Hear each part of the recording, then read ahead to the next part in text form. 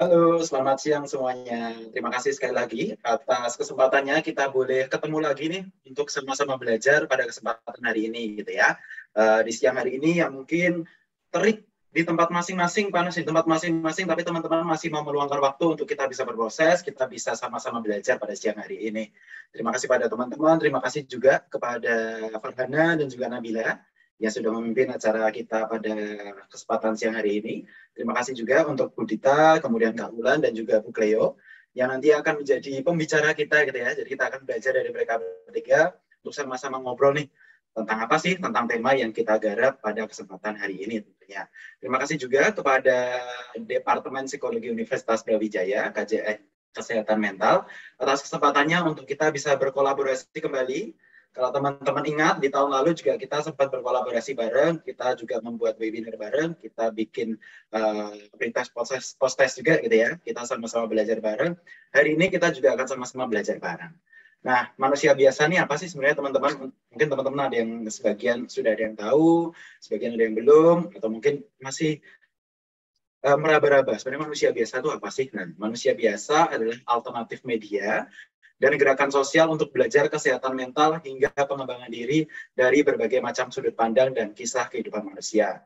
Jadi kalau teman-teman pengen belajar soal isu kesehatan mental, pengembangan diri, teman-teman bisa follow Instagram manusia biasa di @manusiabiasa.idn atau bisa mengunjungi website kami di www.manusiabiasa.id atau juga ada di podcast di Spotify Manusia Biasa. Dan juga teman-teman, untuk teman-teman yang sekiranya butuh tempat curhat gitu ya, kami juga menyediakan layanan konseling sebaya secara gratis. Jadi teman-teman akan bisa curhat online bareng teman-teman S2 Psikologi yang nantinya teman-teman S2 Psikologi ini akan menjadi psikolog. Jadi teman-teman akan diberikan manfaat dari manusia biasa secara gratis. Jadi silakan daftar aja, klik link di bio Instagram manusia biasa. Begitu kurang lebih, teman-teman. Terima kasih sekali lagi atas kesempatannya kita bisa bertemu sekali lagi, dan juga terima kasih pula nih untuk Bu Cleo, Bu Dita, dan juga Kak Ulan. Terima kasih juga sekali lagi yang sebesar-besarnya untuk Departemen Psikologi Universitas Brawijaya, KJF Kesehatan Mental, atas kolaborasi ini, dan selamat belajar, selamat berproses, dan salam kesehatan mental untuk kita semua. Terima kasih. Bye. Baik, izinkan saya untuk memperkenalkan pemateri yang pertama mungkin dari rekan-rekan yang berasal dari alumni Psikologi Universitas Brawijaya, tidak asing lagi. Saya perkenalkan Ibu Dita Rahmayani PSIMA atau biasa dipanggil dengan Ibu Dita yang merupakan dosen psikologi dari Universitas Brawijaya. Ibu Dita sendiri telah menempuh jenjang S1-nya di Psikologi Universitas Brawijaya dan melanjutkan untuk mengambil S2 Magister Psikologi Klinis di Universitas Gadjah Mada. Itu untuk pemateri pertama. Selanjutnya akan ada pemateri kedua. Silahkan Nabila. Nah, yang pemateri kedua ini ada Kak Immanuela Wulandari SPC atau yang biasa dipanggil Kak Ulan. Nah, saat ini Kak Ulan merupakan mahasiswa magister profesi psikologi dan merupakan koordinator konselor sebaya di Manusia Biasa.id.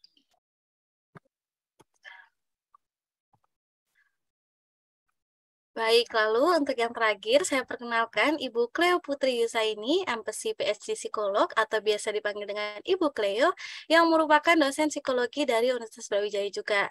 Dari Ibu Cleo sendiri telah menempuh S1 Psikologi di Universitas Indonesia, lalu melanjutkan untuk pengambilan S2 Psikologi Magister Profesi di Universitas Indonesia dengan penjurusan profesi klinis dewasa, lalu mengambil S3 nih teman-teman di psikologi University of Nottingham, Inggris dengan fokus riset mindfulness and self-control. Untuk dari Bu Cleo sendiri, sudah banyak sekali pengalamannya menjadi anggota organisasi juga di profesi Associate for Psychological Science Washington DC, Amerika Serikat, reviewer Badan Riset dan Inovasi Nasional, BRIN Kemendikbudristek, lalu menjadi editor jurnal psikologi dan buletin psikologi di Universitas Gadjah Mada, lalu juga menjadi guest editor jurnal internasional Frontiers in Psychology. Wah, sudah banyak sekali pengalamannya, mulai dari Kak Ulan, Bu Cleo, dan Bu Dita, seperti itu. Sangat-sangat keren sekali ya, Bil ya. Oke, halo selamat siang teman-teman semuanya. Boleh teman-teman, boleh gitu ya, kita saling ngobrol gitu hari ini, talk show bersama Bu Dita dan juga Bu Cleo. Nah, kita hari ini ngobrol santai aja nih, bener nggak Bu Dita dan Bu Cleo? Iya, Ya, betul bener, banget, Kak. Ya biar nggak tegang nih teman-teman, boleh banget teman-teman nanti juga ikutan ngobrol, bisa ketik langsung di kolom chat gitu ya. Hari ini kita bertiga mau berbagi bersama teman-teman semua. Semoga nanti apa yang kita obrolkan bareng-bareng siang hari ini bisa membawa manfaat buat teman-teman semuanya. Oke, nah hari ini judulnya adalah, aku normal nggak sih gitu ya? Edukasi nih kita tentang romantisasi gangguan mental. Wah, dari teman-teman di sini pernah dengar nggak gangguan mental itu apa sih? Tahu nggak sih teman-teman? Boleh dibalas di kolom chat teman-teman. Ada yang pernah tahu gangguan mental itu apa sih sebenarnya? Oke, kalau misalnya gangguan mental itu biasanya identik juga dengan namanya kesehatan mental. Nah, sebenarnya kesehatan mental itu apa sih? Teman-teman boleh silahkan ketik apa yang teman-teman ketahui nih tentang kesehatan mental. Apapun, boleh satu kata, boleh satu kalimat, silahkan teman-teman. Apa sih kesehatan mental? Mungkin Farhana, Nabila juga boleh loh untuk mengetik apa sih kesehatan mental? Kesehatan mental itu mental health, itu bahasa Inggrisnya ya Kak. Oke, nggak apa-apa. Saya apresiasi keaktifannya nih. Oke, kondisi kesejahteraan pada fisik dan psikis. Terus ketenangan diri. Nggak tahu Kak, soalnya kompleks. Oke, coba kita tanya lagi teman-teman yang lain. Nah, apa nih kesehatan mental menurut teman-teman semuanya? Kondisi kesehatan yang mempengaruhi pemikiran, perasaan, dan perilaku. Banyak banget ya, bervariasi banget jawaban-jawabannya. Terima kasih teman-teman sudah merespon dan juga berpendapat. Nah, sekarang kita coba ngobrol nih sama Bu Dita. Bu Dita, menurut Bu Dita sendiri kesehatan mental itu apa sih? Terima kasih ya Kak Wulan ya. Jadi kalau menurut WHO gitu ya, langsung saja saya merujuk ke sana. Jadi individu yang punya kesehatan mental yang baik itu ditandai dengan keadaan sejahtera, bahwa individu itu mampu untuk mengatasi permasalahan hidup, kemudian dia mampu menyadari potensi di dalam dirinya, gitu ya, yang dalam arti bahwa kita individu itu punya penyesuaian diri yang baik, kemudian dia mampu menilai kekuatan-kekuatan yang ada di dalam dirinya, dan dia mampu berkontribusi ke dalam masyarakat. Itu. Jadi tidak dipungkiri ya bahwa setiap manusia itu dalam kehidupan sehari-hari juga pasti kan mengalami yang namanya tekanan hidup, mengalami stres seperti itu. Tetapi bagaimana cara individu untuk mengelola stres itu sendiri untuk tetap dapat menjalani kehidupan yang lebih baik. Nah, itu yang disebut dengan individu yang mampu atau memiliki kesehatan mental yang baik. Waduh, ini jawaban yang diberikan oleh Bu Dita ini baca tulisan chatnya Nur Arima atau gimana ya? Kok sama persis gitu definisinya. Nur Arima, terima kasih ya, sudah memberikan contekan. Oke. Komplit banget nih Kak Nur Arima nih.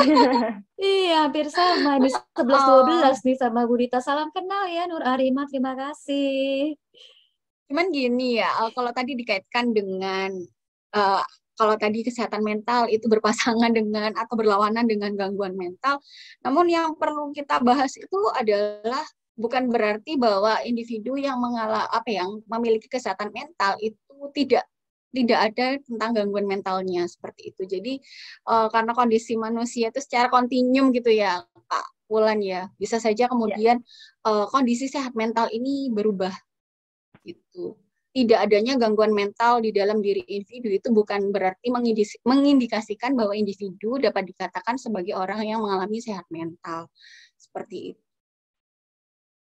Wah, ya benar sekali, Bu. Jadi gimana nih, Bu? Kalau misalnya individu punya gangguan mental itu masih bisa bertindak secara produktif nggak sih, Bu, sebenarnya?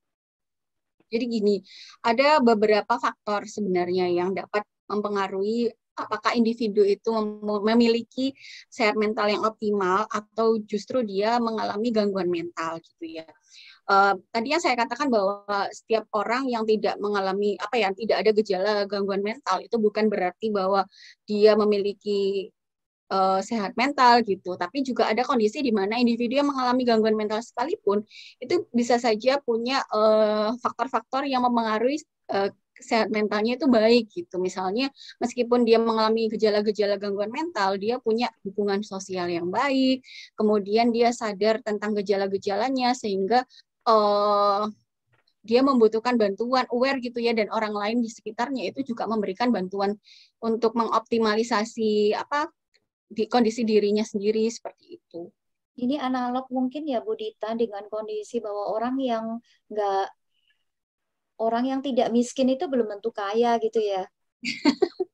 Ya seperti Sehat itu mental kira-kira mungkin ya. gitu Yang ya. kaya itu belum tentu kaya juga gitu ya Bu. Oh gitu ya.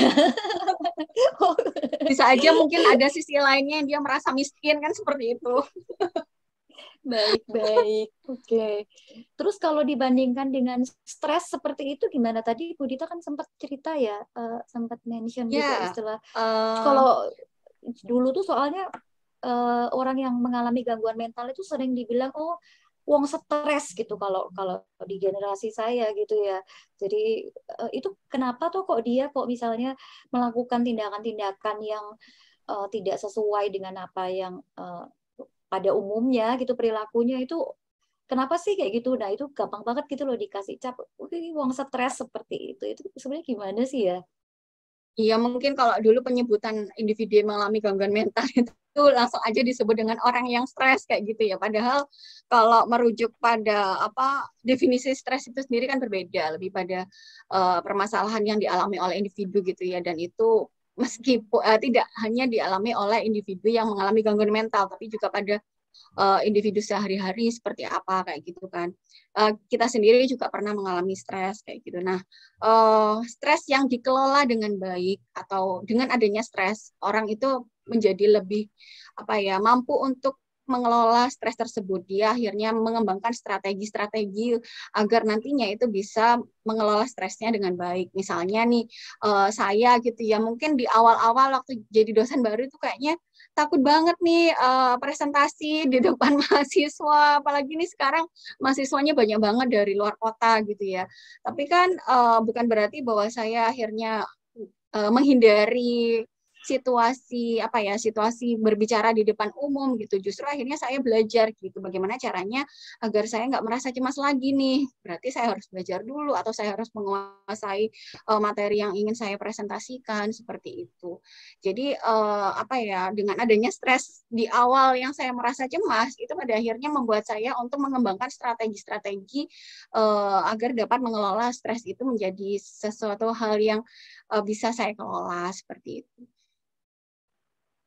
Ya, bener banget, setuju banget. Pasti kita semua di sini pernah mengalami stres nih. Berarti kita kalau kita bilang wong edan wong stres nih berarti ya nggak bener ya teman-teman ya. Mungkin perlu untuk diterjemahkan untuk teman-teman yang tidak mengerti bahasa Jawa. Okay. Kalau dulu malah istilahnya ini Kak Ulan kurang sa strip bener. Kurang sa strip. Kurang satu garis banyak. Ya. Betul. Jadi memang dulu itu memang ada banyak ya istilah atau label yang diberikan terhadap perilaku yang tidak biasa. Dan duduk perkaranya itu sebenarnya seperti apa sih Kak Ulan dan Bu Dita?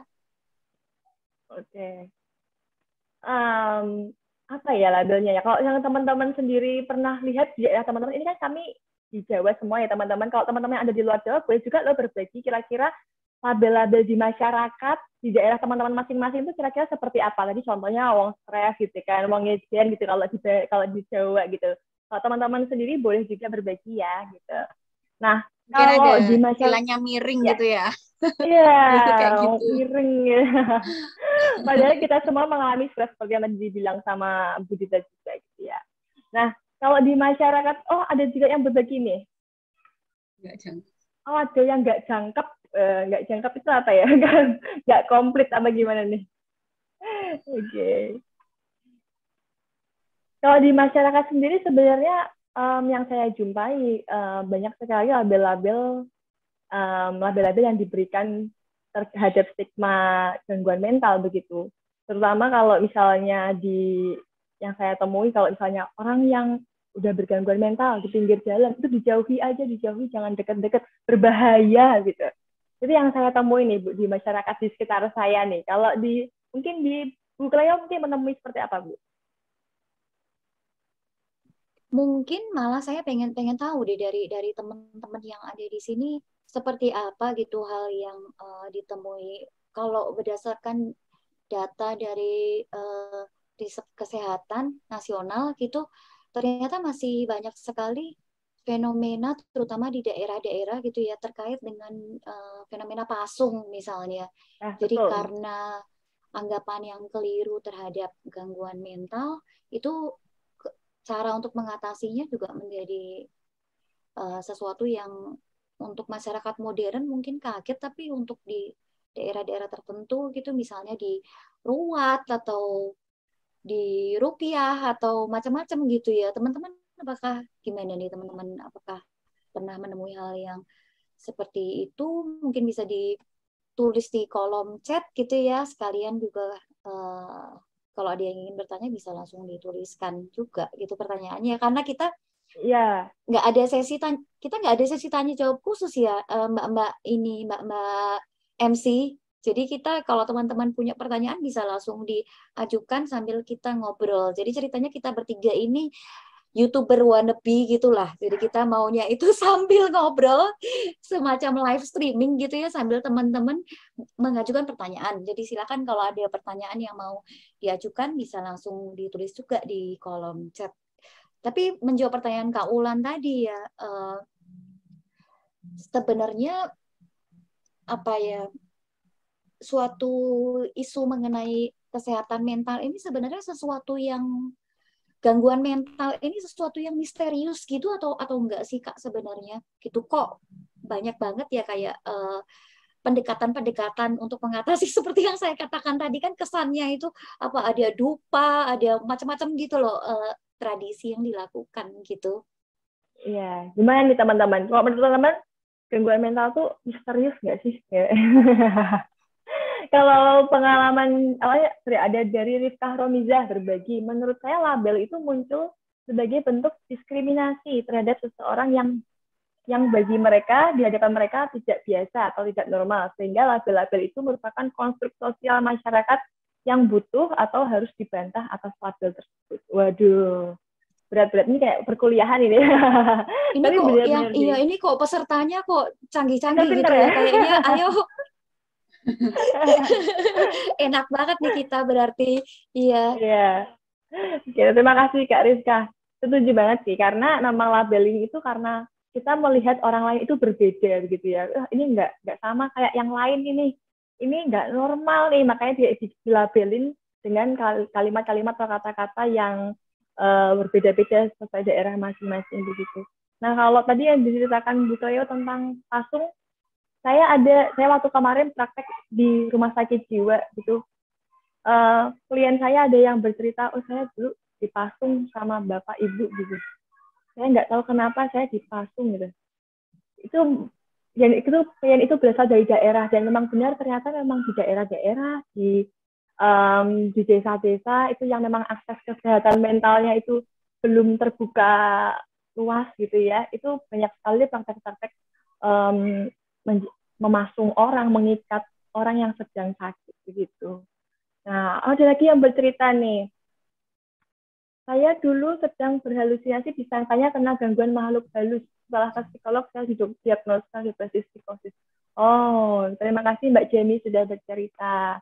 Nah, jadi Mbak Jamie ini mungkin pernah mendapatkan labeling juga gitu ya. Ternyata memang ada permasalahan begitu. Jadi sebenarnya misterius nggak ya gangguan mental itu? Sebenarnya gangguan mental itu gimana nih menurut Budita? Misterius nggak?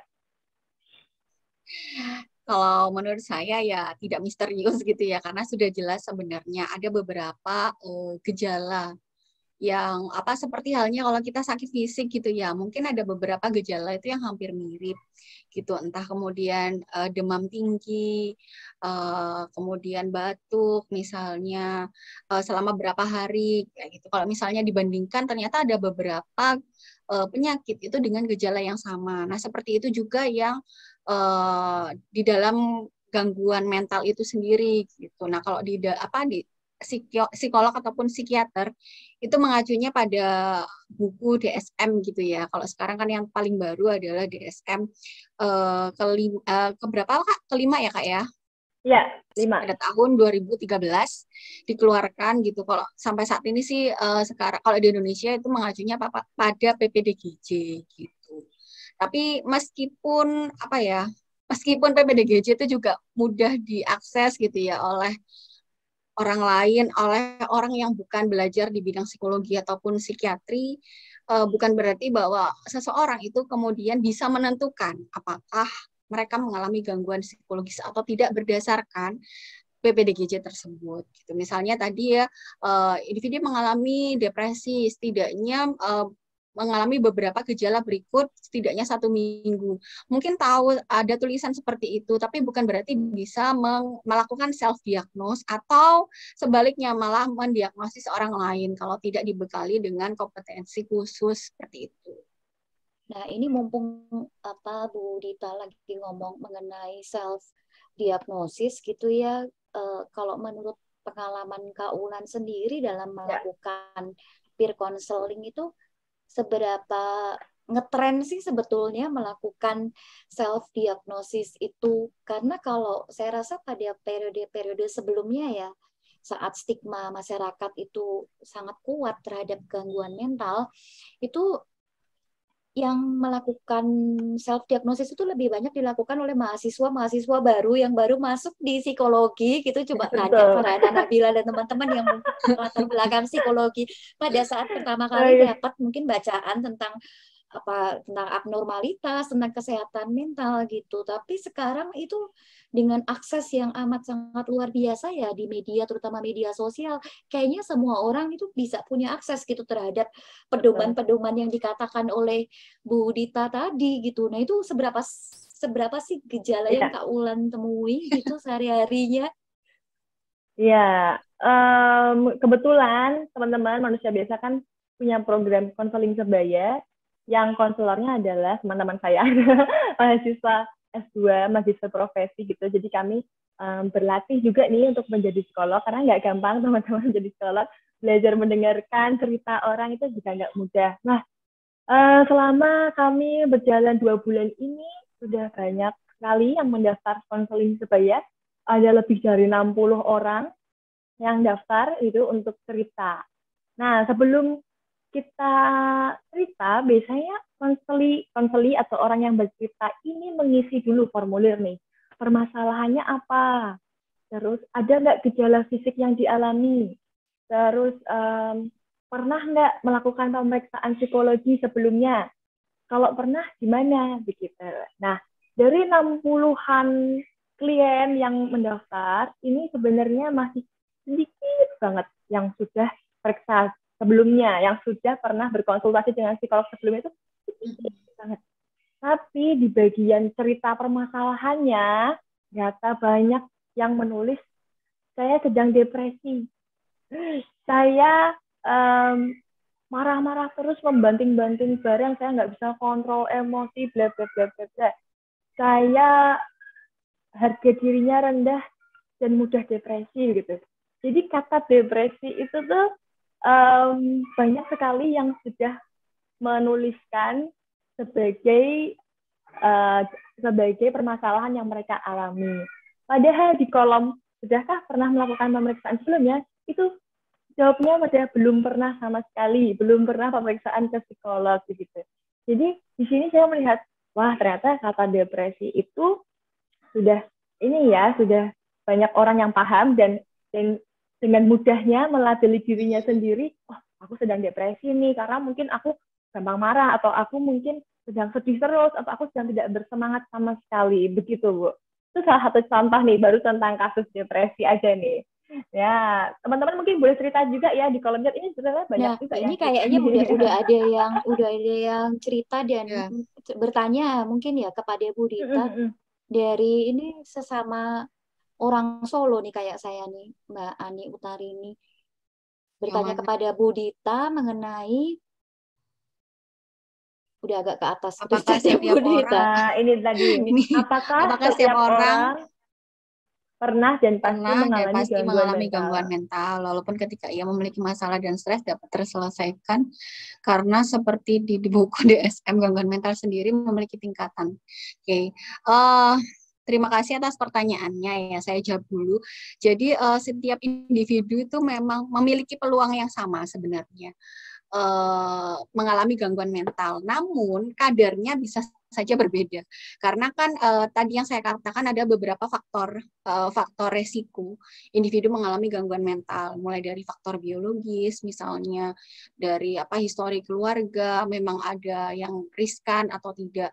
Kemudian ada faktor pengalaman gitu ya, apakah ketika di masa kecil itu mengalami permasalahan keluarga atau relasi, hubungan antara ayah dengan ibunya bagaimana terhadap anak, seperti itu.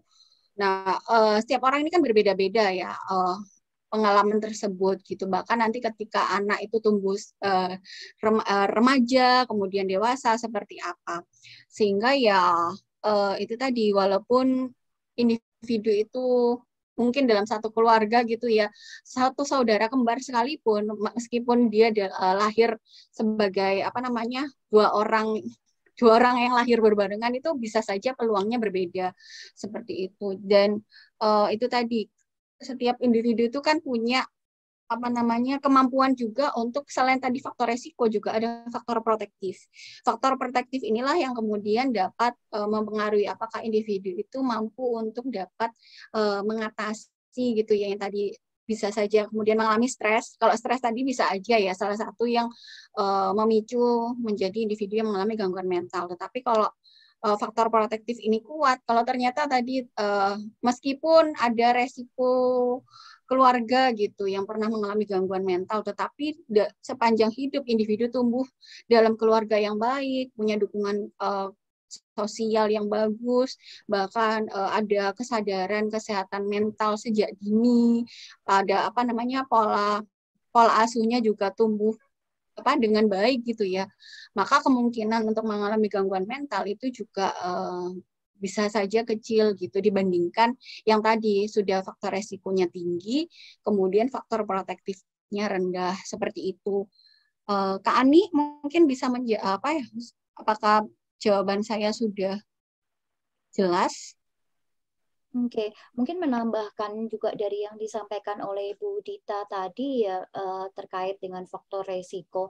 Memang salah satu faktor resiko yang paling utama terhadap terjadinya gangguan mental itu adalah faktor genetik gitu. Jadi teman-teman memang perlu untuk belajar membedakan gitu ya antara gangguan mental yang memang memenuhi kriteria resmi dari gangguan mental dengan perasaan sedih, galau, terus kemudian bahkan keputusasaan, kesendirian, dan macam-macam yang sehari-hari gitu loh. Kalau diibaratkan seperti faktor genetik itu seperti bahan baku gitu ya dari sesuatu. Nah, nanti lingkungan itu seperti ibaratnya kita kalau mau membuat patung gitu ya, ada patung itu yang terbuat dari marmer, ada yang terbuat dari pasir mungkin kalau pergi liburan ke pantai gitu, ada juga yang terbuat dari kayu misalnya. Nah, di antara si marmer, pasir dan kemudian kayu ini tentunya secara itu sudah something yang memang secara genetik itu sudah berbeda gitu loh. Meskipun karena keahlian seseorang menata patung tersebut, tampak dari luarnya itu sama gitu. Nah, keahlian menata itu yang disebut sebagai faktor lingkungan gitu teman-teman. Proses belajar yang dikatakan oleh Bu Dita tadi, termasuk juga pola asuh, lingkungan di sekitar kita, termasuk juga kalau sekarang sosial media itu termasuk salah satu hal yang kemudian bisa membantu untuk pembentukan dari si patung tersebut gitu. Namun memang tidak semua orang ketika tertimpa masalah yang sama itu akan serta-merta menjelma menjadi gangguan mental gitu loh. Kalau secara genetik dia tidak memiliki kerentanan untuk mengalami gangguan mental. Tapi apakah kemudian seseorang mengalami gangguan mental itu berarti akhir dari segalanya? Itu kan pertanyaan yang kemudian berikutnya muncul ya, gimana nih kalau Bu Dita dan Kak Wulan melihat hal ini gitu, ketika sudah didiagnosis gitu ya, katakanlah oleh profesional gangguan mental, what's next gitu loh, apakah berarti ya udah berarti antara saya berarti kemudian justru memanfaatkan label yang diberikan ini untuk menghindari dari kewajiban-kewajiban yang harus saya lakukan karena justifikasi gitu ya, lah saya kan mengalami gangguan mental gitu, jadi nggak bisa saya fokus kayak gitu, nggak bisa saya menahan diri dari ucapan-ucapan yang nyakitin orang lain. Kalau menurut Kak Ulan gimana? Iya, kalau menurut saya ketika memang misalnya kita mengalami gangguan mental, kita jangan menjadikan itu sebagai excuse menghindari tanggung jawab dan pekerjaan kita gitu. Justru kita harus memikirkan langkah selanjutnya apa nih yang bisa kita lakukan untuk bisa menuju kita bisa beraktivitas secara produktif gitu. Jadi kalau kita punya gangguan kan pasti mungkin produktivitas kita terganggu. Kita mungkin jadi terkendala nih menjalankan aktivitas. Nah, ketika kita mengalami hal itu, maka kita harus berkonsultasi dengan profesional dan akan bekerja sama nih dengan profesional untuk mencari cara supaya kita sebagai manusia kembali bisa beraktivitas lagi, berproduktif lagi, seperti itu.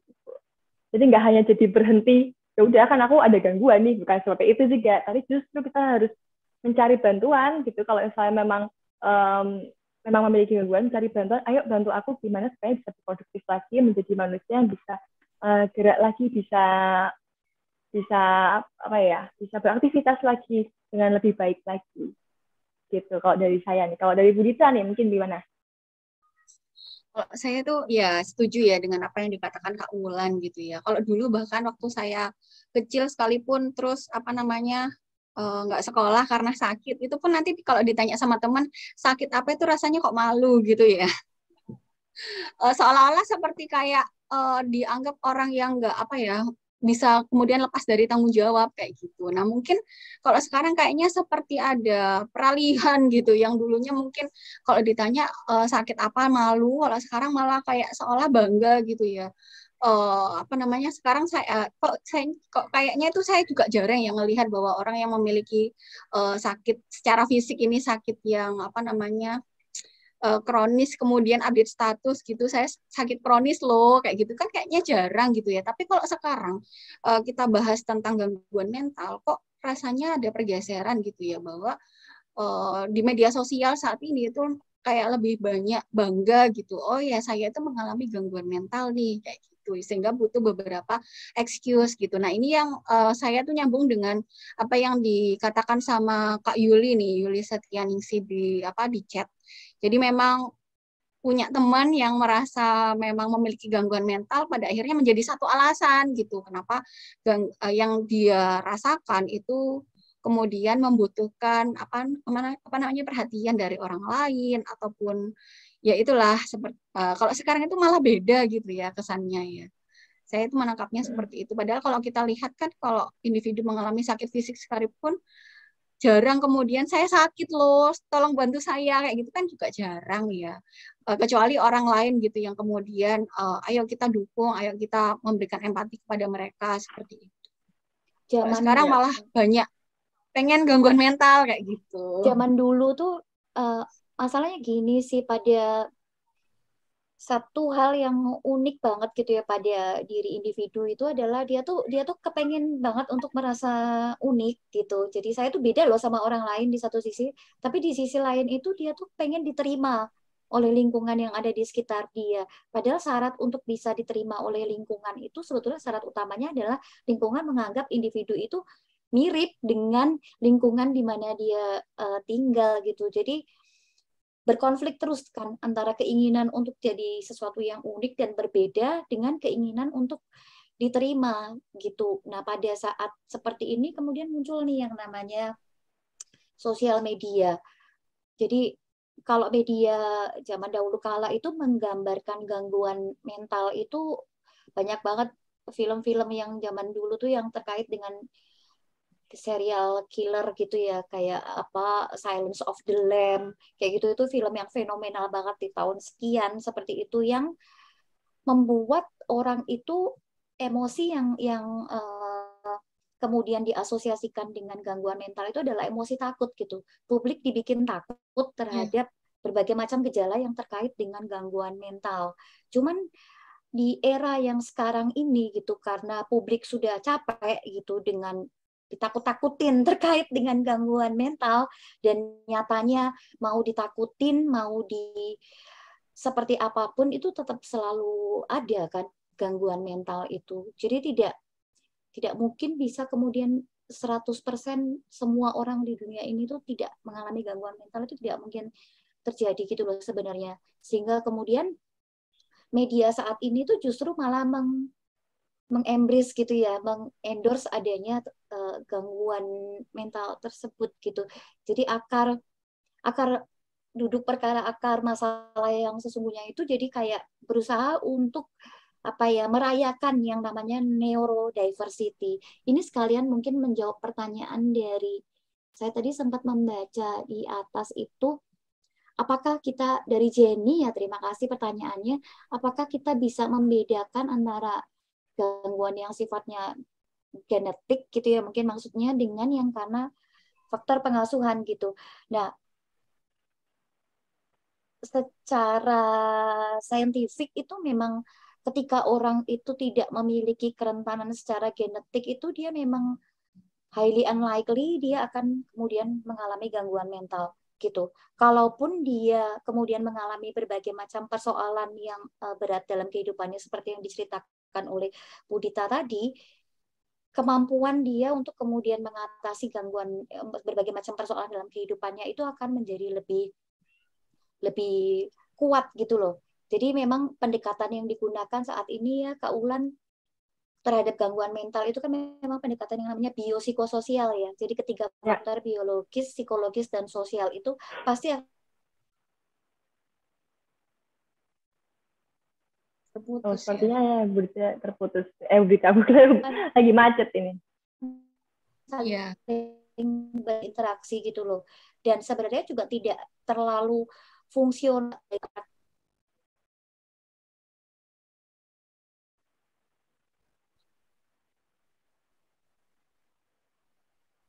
Oke, mohon ditunggu sebentar ya teman-teman. Ini sedang ada kendala sinyal.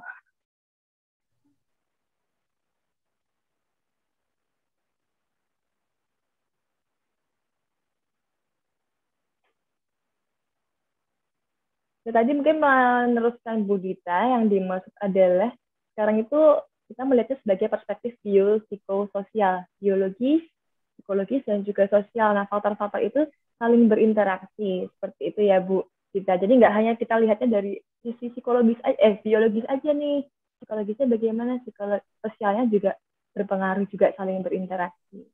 Wah, ternyata Bu Cleo malah ini ya, keluar nih dari ruangan ini. Gitu. Nah, ngomong-ngomongin tadi tentang gangguan mental di sosial media gitu ya, saya ada baca artikel nih. Ternyata sekarang ini memang banyak yang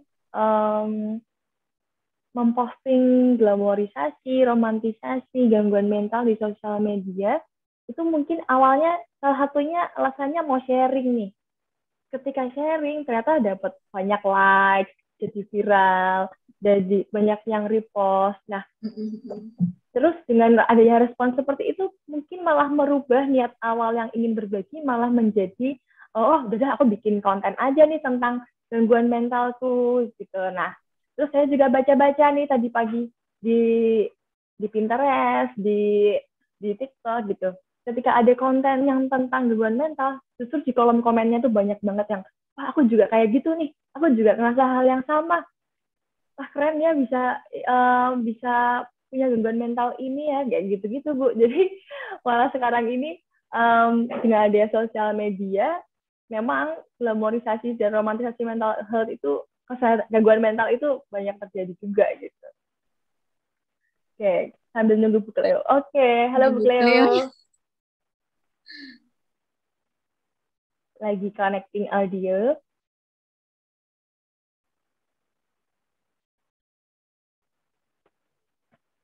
Halo Bu Cleo, sudah bisa mendengar suara?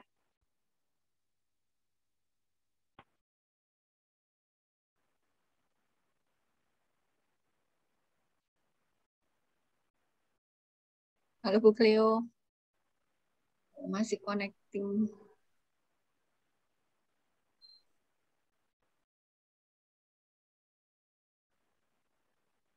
Iya, menanggapi yang Kak Wulan dulu aja kali ya. Jadi, kalau sekarang itu bahkan di media sosial kayak merasa pede banget gitu ya, ketika memperlihatkan kondisi misalnya nih individu yang mengalami anoreksia gitu, dianggap bahwa individu yang mengalami anoreksia ini punya kemampuan kontrol diri yang sangat baik terhadap perilaku diet kayak gitu, Bang. Padahal kalau kita belajar gitu ya, jadi psikolog tadi kan susah ya Kak ya, belajar DSM, kemudian sampai mengobservasi, memberikan asesmen itu bukan hanya pada satu individu saja, tapi kita harus mendengarkan dari sisi keluarganya kayak gitu. Nah, melihat hal tersebut itu sepertinya menjadikan miskonsepsi gitu ya tentang gangguan mental.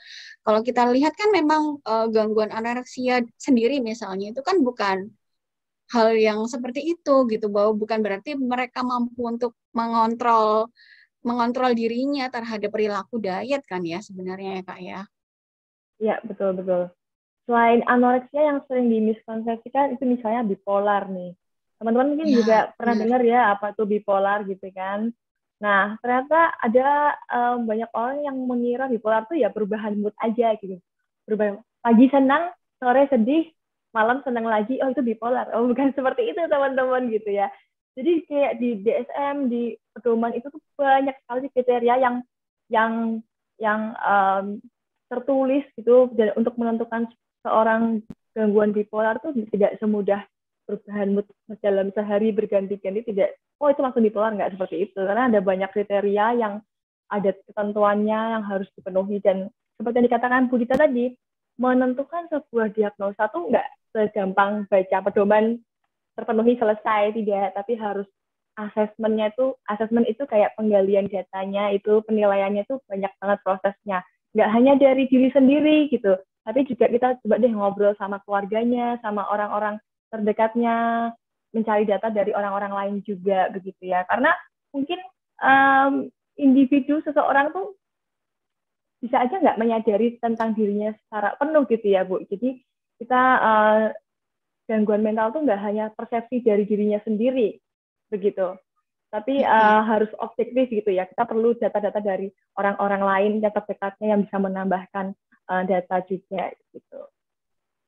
Oke, Bu Cleo sudah menyambung apa ya setelah mengalami ini gangguan koneksi kalau yang ini ya bukan gangguan mental, menyambung apa yang disampaikan oleh Kak Wulan tadi gitu ya, ada istilah yang disebut sebagai confirmation bias konfirmasi, yang mana seseorang itu memang cenderung untuk memilih informasi itu yang dia rasa sesuai sama dirinya gitu loh. Termasuk ketika misalnya dia dihadapkan pada checklist gitu ya mengenai ciri-ciri dari gangguan mental tertentu, dia cenderung akan memilih gangguan mental yang menurut dia itu oke, dengan ciri-ciri yang menurut dia itu baik secara sadar maupun secara tidak disadari itu cocok kayaknya dengan dirinya. Karena dengan memiliki ciri-ciri tersebut, dia akan merasa lebih bisa diterima oleh lingkungan gitu. Nah, ini salah satu hal yang kemudian juga memang sangat memerlukan kehati-hatian ya Kak Wulan dan Bu Dita, karena memang belum tentu bahwa kemudian satu memang butuh ada sekolahnya khusus gitu loh untuk melakukan diagnosis. Terus kemudian yang kedua, kalaupun kita katakanlah memiliki cukup informasi untuk kemudian melakukan diagnosis tersebut, itu juga harus sangat disadari bahwa kita itu sangat rentan pada hal-hal yang kita sukai gitu loh, dan kita itu menutup mata terhadap hal-hal yang tidak kita sukai. Itu sebabnya bahkan para praktisi kesehatan mental sekalipun gitu ya, psikolog, psikiater itu juga tidak mendiagnosis dirinya sendiri. Betul. Jadi kalaupun seorang psikolog itu mengalami gangguan mental, yang akan kemudian diminta untuk melakukan diagnosis dan intervensi itu adalah profesional kesehatan mental yang lain, karena adanya kesadaran bahwa kalau dia sendiri itu akan terjadi yang namanya confirmation bias itu tadi. gitu. Ya, betul Tadi banget. sebelum saya kelempar keluar, saya tuh sempat membaca sebuah pertanyaan yang sebenarnya saya pengen jawab gitu ya, Bu Dita dan Kak Ulan, Iya, terkait boleh. dengan misteriusnya gangguan mental itu loh. Ya, Ada kalanya rasa-rasanya gitu ya, sebetulnya dengan kemajuan teknologi yang sudah secanggih sekarang ini, itu diagnosis terhadap gangguan mental itu bisa dilakukan secara lebih akurat karena tidak hanya mendiagnosis berdasarkan si klien atau pasien itu apa yang dia rasakan saja, apa yang dia laporkan menurut pengakuan dirinya, tapi juga bisa didasarkan pada secara fisiologis seperti apa gitu loh, teman-teman. Jadi kalau teman-teman membayangkan gitu ya, diagnosis gangguan mental saat ini itu sudah sampai pada level sama seperti hampir menyerupai lah paling tidak dengan diagnosis terhadap gangguan fisik. Karena segala sesuatu yang terkait dengan mental disorder itu bisa terpotret gitu loh di brain, di otak itu terlihat gitu loh seperti apa otak kita ketika mengalami gangguan mental. Itu sebabnya sebetulnya tidak bisa dikatakan misterius gitu. Cuman kan akses terhadap teknologi tersebut itu tidak semua orang juga memahaminya gitu ya teman-teman. Mohon izin ini Kak Ulan, saya masih tersambung nggak ya? oh iya Masih, Bu, Bu. masih Bu, lancar. Oke. Oke. Ya, jadi akibat karena itu jadi kesannya misterius gitu. Dan satu hal juga ya, kadang kita sering dengar, saya tuh suka ngikutin kisah-kisah yang di ini loh Bu Dita, yang di kisah-kisah misteri yang ada di YouTube itu loh, sudah datang ke dokter gitu kan berkali-kali didiagnosis tapi nggak ketemu penyakitnya apa kayak gitu ya, cerita-cerita misteri. Mungkin teman-teman di sini ada juga ini yang suka ngeliat dengerin podcast misteri sambil ngantuk-ngantuk nunggu ketiduran seperti itu. Nah, sudah berkali-kali dibawa ke dokter, didiagnosis dan macam-macam gitu, tidak ketemu gitu loh gejalanya apa, tapi begitu dibawa ke orang pintar istilahnya gitu, itu langsung bisa didiagnosis apa, terus langsung diberi berbagai macam treatment gitu ya, dan sembuh gitu loh. Ada kejadian yang seperti itu ya, ini kayaknya Rifki ya setuju nih dengan apa yang saya katakan. Nah, kita kalau secara saintifik kita tidak menolak gitu loh bahwa memang yang namanya sains itu ya pendekatan terhadap gangguan mental yang sifatnya teman-teman sering dengar mungkin science based atau evidence based gitu ya, didasarkan pada bukti itu memang tidak selalu 100% akurat gitu. Jadi yang namanya psikolog, psikiater, dan praktisi kesehatan mental lain pada saat melakukan diagnosis itu tidak selalu pasti benar gitu loh. Dan tidak selalu pasti lebih Putus lagi. Beliau putus lagi, Bu.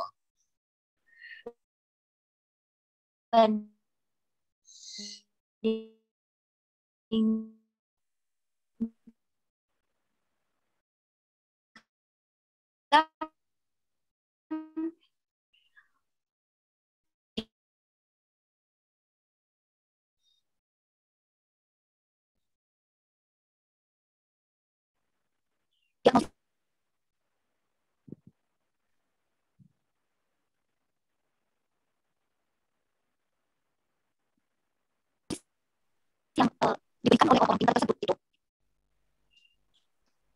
Halo Bu Cleo. Halo Bu Dita. Bu, mohon maaf ya, jawabannya halo. Beliau terputus-putus. Barusan. Iya. Soalnya kalau memang kalau lagi membahas kisah misteri gitu ya, itu akan muncul misteri-misteri. Biasanya memang terjadi seperti itu. Tapi intinya yang pengen saya sampaikan sih, kalau misalnya ada orang yang mengklaim bahwa apa yang dia diagnosiskan itu pasti 100% akurat, itu teman-teman malah justru harus ragu gitu ya. Harus malah justru meragukan, jangan sampai percaya gitu loh. Karena secara saintifik itu justru tujuan dari untuk melakukan diagnosis secara saintifik itu bukan untuk sebetulnya diagnosisnya harus 100% benar, tapi untuk mengurangi kesalahan di dalam diagnosis gitu. Nah, ini berbeda misalnya dengan diagnosis, saya mungkin izin off cam gitu ya. Ini berbeda misalnya dengan katakanlah diagnosis yang diberikan berdasarkan ngisi kuesioner online atau misalnya pergi ke orang pintar gitu. Tujuannya memang lebih pada cocok-cocokan gitu loh. Sementara sains itu nggak bisa bekerja berdasarkan asas cocok-cocokan gitu teman-teman. Kalaupun terjadi error gitu ya, tapi diagnosis yang diberikan itu at least dalam saintifik itu bisa dihitung errornya berapa gitu loh. Sedangkan kalau yang sifatnya tidak saintifik dari para ahli yang memang bukan mendasarkan diri pada sains, itu kita nggak akan pernah tahu gitu loh sebenarnya. Kalaupun nanti diberi intervensi, itu nanti intervensinya risikonya apa di kemudian hari. Itu kita nggak ada gitu loh perhitungannya. Kemudian kan yang namanya memberikan diagnosis itu belum tentu benar, intervensi juga kan belum tentu ampuh 100%. Nah, kalau nggak sembuh risikonya apa itu tidak bisa dijawab gitu loh kemudian oleh pendekatan yang sifatnya itu tidak saintifik. Gitu sih, mudah-mudahan bisa menjawab pertanyaan dari Rizky tadi itu ya.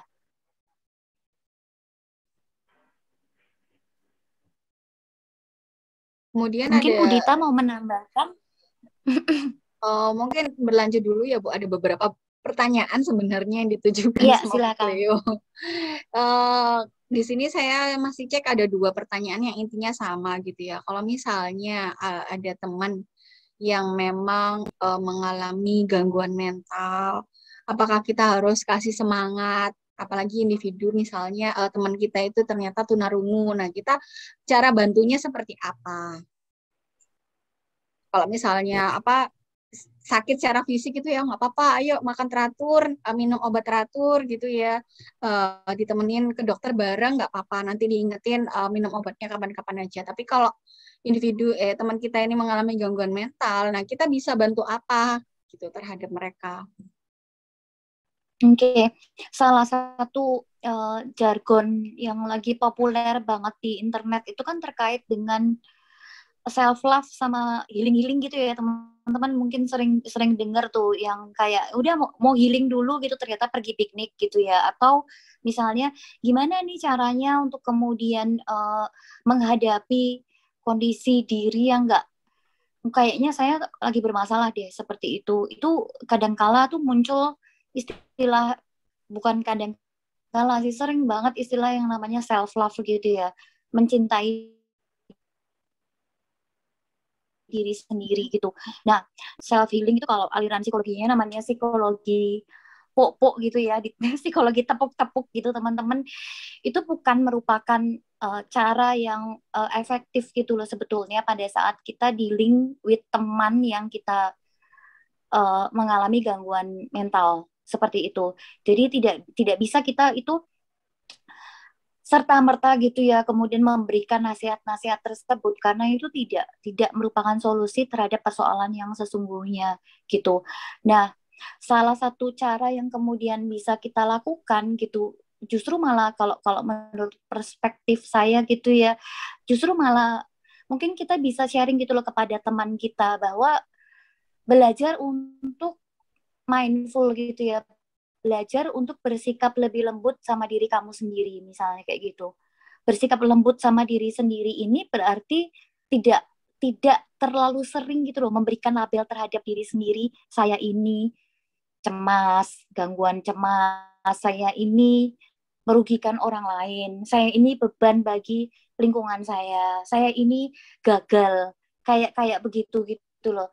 Dengan teman kita semakin mengurangi label yang diberikan kepada diri sendiri, maka itu istilahnya bukan berarti dia kemudian self love atau self healing gitu ya, tapi dia itu mampu untuk lebih bersikap lembut dan realistis terhadap dirinya sendiri.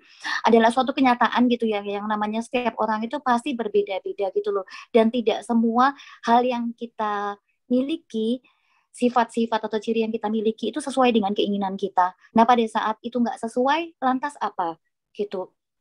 itu yang kemudian perlu untuk mungkin bisa teman-teman jadikan masukan gitu loh kepada orang-orang sekitar yang kayaknya sedang mengalami persoalan yang berat, mungkin dia mungkin juga sudah didiagnosis mengalami gangguan mental dan macam-macamnya gitu. Sama satu lagi mungkin pesan saya juga ya Bu Dita kepada yang menulis di chat tadi juga, teman-teman yang kebetulan di lingkungan sekitarnya ada yang mengalami gangguan mental itu juga harus sangat berhati-hati gitu ya, jangan terlalu over PD juga bahwa kemudian segala persoalan yang terkait dengan gangguan mental yang dialami sekitar itu bisa teman-teman atasi sendiri gitu loh. Hanya dengan kehadiran teman-teman saja sudah cukup gitu untuk kemudian mengatasi persoalan gangguan mentalnya. Karena itu nanti akan menjadi beban yang berat bagi teman-teman sendiri gitu. Justru akan memberatkan diri teman-teman sendiri dan akibatnya malah justru bisa-bisa teman-teman merasa ini saya gagal, ini mendampingi teman saya atau keluarga saya yang mengalami gangguan mental, justru malah jadi nyalain diri sendiri. Seperti itu. Itu sih Bu Dita. Ya, Ibu, saya setuju gitu ya dengan apa yang dikatakan Bu Cleo tadi. Jadi memang harus juga kalau sekarang nih kita beralih ya Bu ya. Kalau tadi kita udah bahas sebenarnya banyak sekali informasi gangguan mental ataupun karena media sosial ini kan banyak sekali menyediakan informasi entah konten-konten yang yang membuat orang itu jadi mudah untuk memberikan atensi gitu, meskipun mungkin tidak punya latar belakang psikologi ataupun psikiatri seperti itu. Nah, di sini ada beberapa kemudian yang merasa dengan adanya konten-konten tersebut itu memberikan trigger gitu ya, jangan-jangan saya mengalami hal tersebut gitu, atau kemudian akhirnya mendiagnosis diri mereka sendiri gitu ya, jangan-jangan saya mengalami depresi dan lain sebagainya. Nah, apa yang tadi kan sudah dijelaskan ya, apa yang bisa kita lakukan untuk dapat mengurangi. Kalau tadi kan Bu Cleo menjelaskan dari perspektif kalau kita punya teman yang mengalami gangguan mental, tapi kalau kita yang yang tertrigger itu seperti apa? Ini nanyanya ke saya atau Bisa ke Bu Cleo bisa sharing juga. Peserta mungkin bisa sharing juga di jendela di chat ya terkait dengan jawaban dari pertanyaan Bu Dita tadi, supaya saya juga dapat contekan untuk jawabannya, karena kayaknya pertanyaannya ini sulit sekali untuk dijawab seperti itu. Tapi gini ya teman-teman, sifat dasar dari sosial media itu kan karena kemudahan aksesnya dan sudah begitu memang gratis tidak berbayar gitu ya, sehingga kemudian menjadikan penggunanya itu sangat merasa tidak ada halangan gitu loh untuk kemudian mendapatkan informasi dari sosial media kapanpun, dimanapun gitu ya. Dia pengen dapat informasi apapun itu muncul gitu, dan kadang informasi yang nggak pengen dia dapatkan pun tiba-tiba muncul gitu di depan dia gitu, sehingga bisa menjadikan yang istilahnya Bu Dita tadi tertrigger gitu ya.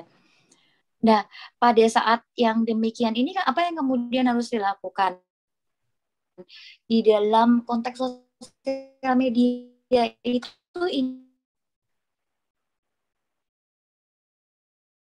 Ini Bu Dita putus-putus lagi kita Bu Cleo. ada Iya, betul sih.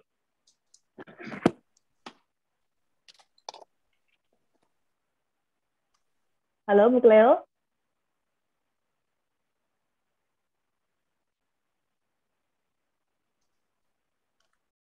sepertinya saya terputus lagi ya. Ya Ibu, terputus lagi Bu.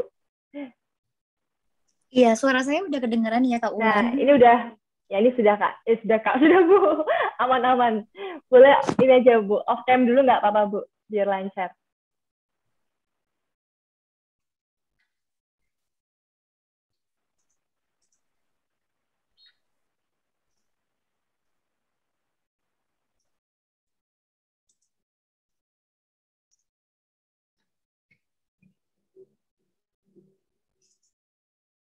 Oke, tadi yang kedengeran sampai di mana ya?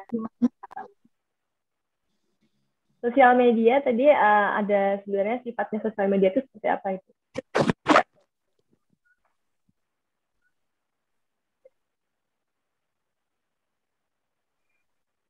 sifat dari sosial media sendiri itu memang apa ya, supaya orang itu tetap engage dengan platform sosial media tertentu, dia tuh pinter banget gitu loh si sosial media ini untuk membuat orang itu bangkit emosinya gitu. Jadi berbagai macam hal yang 2019 itu mungkin Kak Ulan dan Bu Dita mungkin pernah dengar ya, ada istilah itu tahun 2019 itu adalah era untuk being sad online gitu loh. Jadi kesedihan dan macam-macam itu dianggap sesuatu yang memang trendy gitu loh pada saat tersebut gitu. Sedangkan kalau misalnya ada orang yang justru menunjukkan healthy, wealthy, dan kemudian penuh dengan ambisi gitu ya, istilahnya ambis gitu, itu justru malah dicap sebagai hal yang negatif dan sebaliknya seperti itu. Itu memang kemudian dinamika yang terjadi di sosial media ya. Jadi ada faktor apa ya, kayak semacam orang tuh jenuh, letih, habituasi gitu ya, dan lelah dengan apa yang sedang ditampilkan trendy, kemudian trendinya berubah, dan saat ini memang trendy yang lagi jadi trending topik adalah tentang romantisasi gangguan mental, seperti itu sih.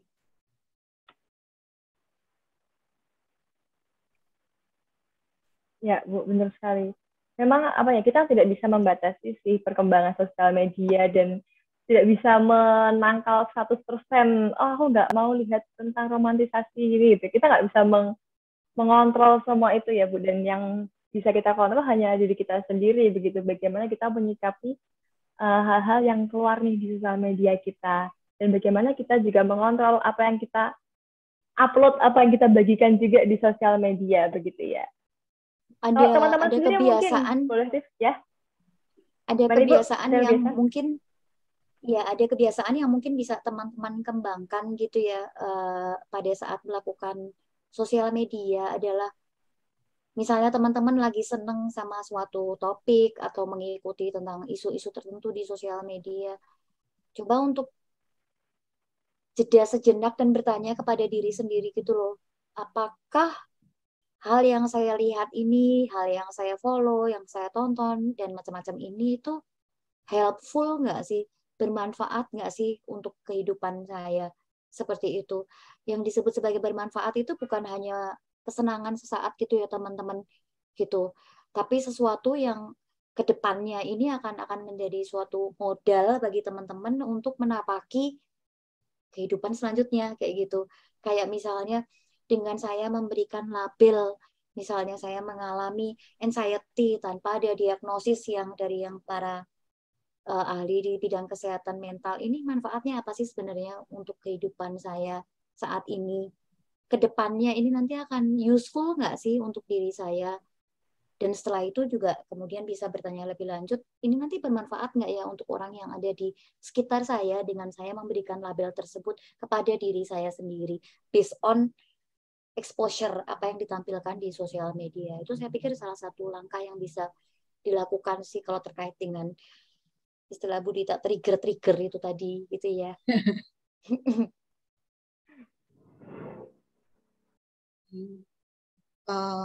Ya. Ada banyak banget pertanyaan Bu, saya bingung mau yang mana jawabnya. Saya jadi bingung. Ini soalnya ada beberapa pertanyaan juga yang memang menyangkut pautkan gitu ya antara kesehatan mental dengan psikologi kesehatan gitu. Yang kita tahu bukan YouTuber sejati ini yang satu sinyalnya putus-putus saya gitu. Terus Bu Dita sama Kak Ulan malah information overload dengan banyaknya pertanyaan gitu di chat. Saya jadi bingung ini mau jawab yang mana. Iya, silakan. Mungkin tadi yang kaitannya dengan kesehatan, kan kita tahu bahwa tadi di awal kesehatan mental itu merupakan salah satu fondasi untuk menciptakan kualitas hidup yang lebih baik. Tapi ada juga fondasi yang lain, yaitu kondisi kesehatan itu sendiri. Nah, antara kondisi kesehatan atau kesehatan fisik itu juga saling mempengaruhi dengan kondisi sehat mental, seperti itu kan. Ada individu yang kemudian ketika mengalami stres itu bisa saja mekanisme untuk mengurangi stres itu sendiri dengan banyak makan atau kemudian merokok, seperti itu ya misalnya. Nah, pada akhirnya kalau dengan mekanisme demikian di kehidupan bukan di kehidupan ya, lama-lama ketika individu kalau stres nanti makan terus pada akhirnya apa? Mereka akan mengalami yang namanya obesitas. Nah, bisa saja kemudian itu yang menjadikan pemicu gitu ya untuk mengalami gangguan psikologis berawal dari perilaku yang tidak sehat itu tadi. Seperti itu. Tapi ada juga yang mulai dari kondisi fisik gitu ya, yang kemudian dapat mempengaruhi kondisi mental. Itu misalnya individu yang mengalami kecelakaan, kemudian diamputasi atau ada perubahan secara fisik, dan akhirnya hal ini akan mempengaruhi kondisi psikologis mereka. Bisa saja kemudian mereka menjadi tidak percaya diri atau akhirnya membatasi interaksi dengan lingkungan sosial seperti itu. Jadi saya rasa ini memang saling terkait ya antara sehat secara fisik dengan sehat secara mental itu sendiri. Mungkin itu bisa menjawab pertanyaan teman-teman. Atau mungkin ada tambahan dari Kak Wulan, dari Bu Cleo, Kak Cleo.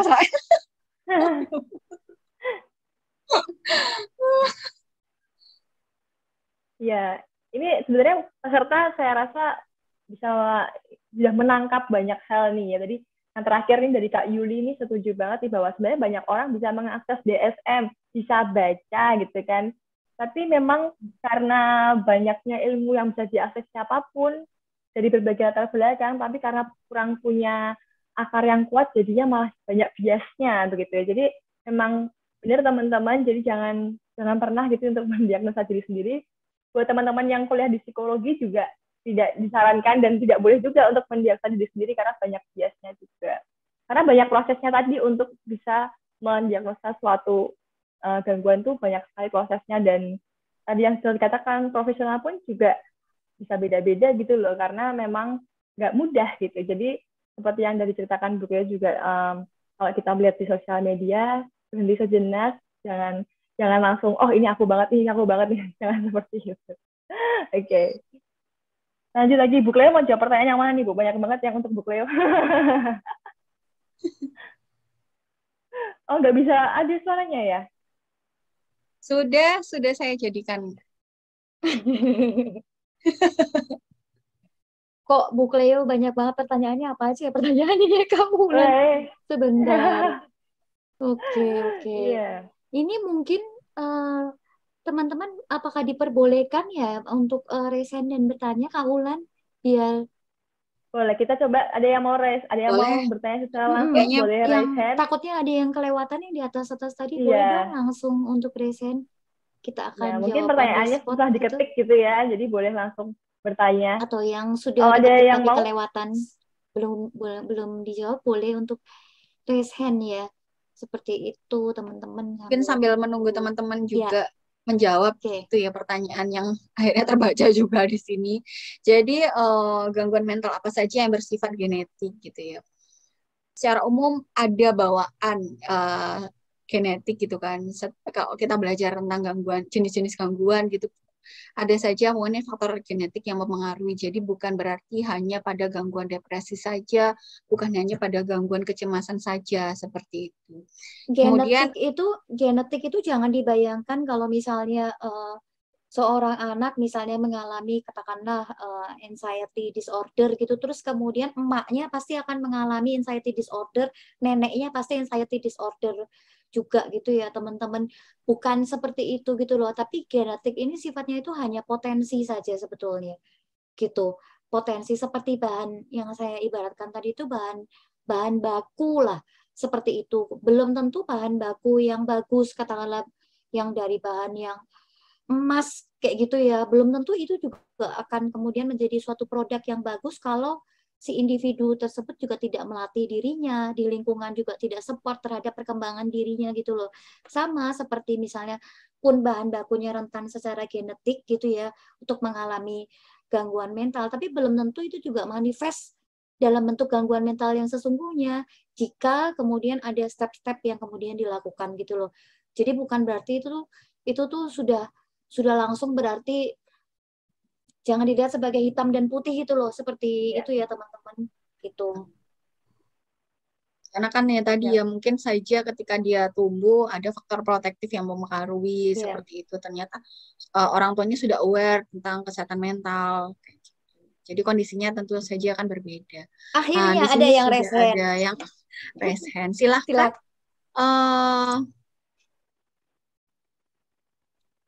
Ya, bismillahirrahmanirrahim. Assalamualaikum warahmatullahi wabarakatuh.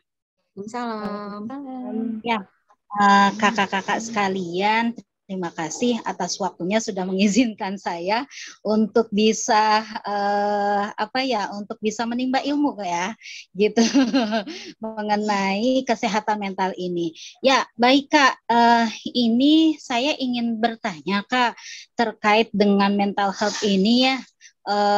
Kan di mana khususnya saya bekerja di bidang pendidikan. Saya guru di sebuah SMP seperti itu. Nah, kan salah satu tugas perkembangan dari anak SMP adalah bisa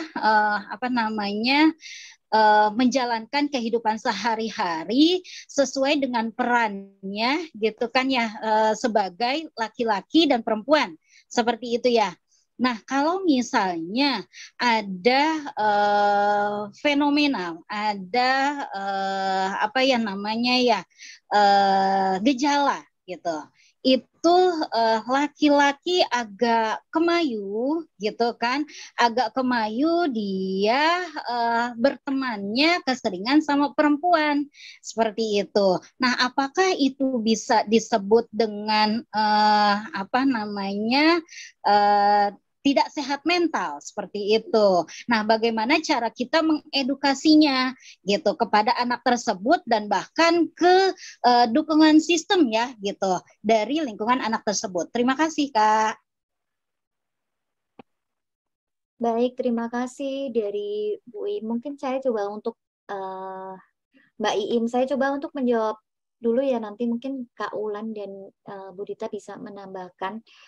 Terima kasih atas pertanyaannya, Bu. Saya bayangkan menjadi guru SMP di masa sekarang ini akan sangat berbeda gitu ya dibandingkan guru SMP beberapa tahun yang lalu gitu, karena generasi yang sekarang ini memang exposure hal-hal yang kemudian ditampilkan melalui media sosial, terus kemudian nilai-nilai yang didapatkan dari berbagai belahan dunia ini gitu ya, itu kan sangat mudah gitu untuk dia dapatkan dibandingkan dengan generasi yang sebelumnya. Kalau sebelumnya kan yang namanya pergaulan itu normanya begini, kamu pantasnya bergaul sama yang 1, 2, 3, 4, itu lebih mudah terkelola oleh lingkungan keluarga dan lingkungan sekolahnya saja gitu loh. Sedangkan kalau sekarang ini kan dia sebenarnya kalaupun dilarang bergaul oleh keluarganya ya atau oleh guru di sekolah gitu dengan golongan tertentu, secara dunia maya siapa yang tahu gitu dia jadi justru malah pergaulan di situ akan dia lakukan gitu loh.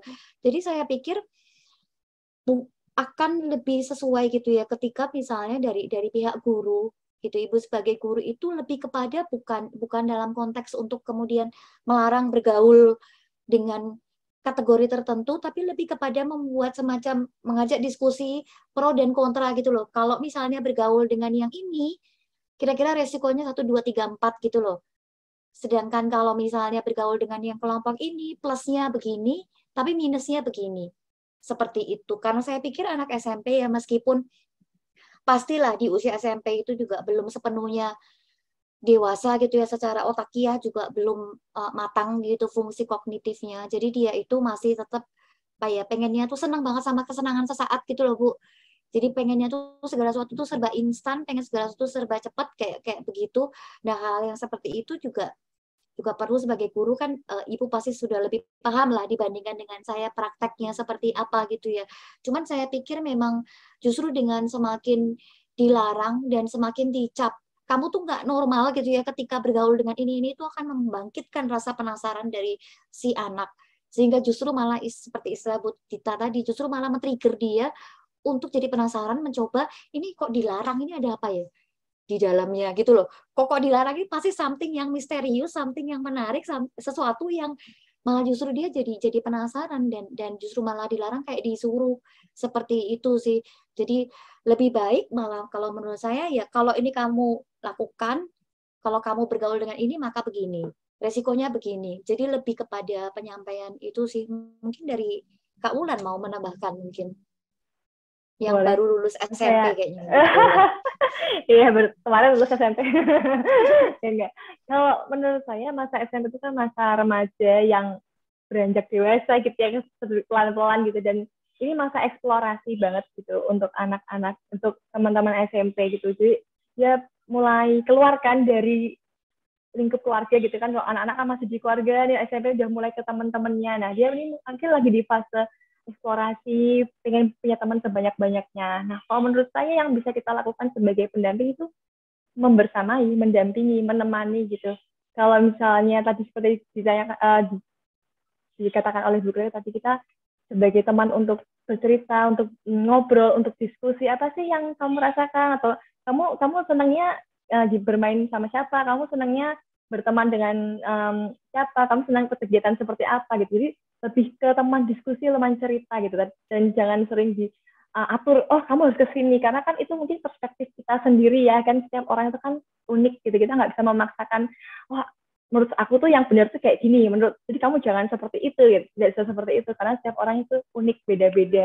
Jadi mungkin menjadi teman untuk anak-anak zaman sekarang itu mungkin bisa lebih sesuai gitu dengan perkembangan zaman gitu, karena beda banget ya zaman dengan anak-anak zaman dulu ya Ibu ya, pasti beda sekali.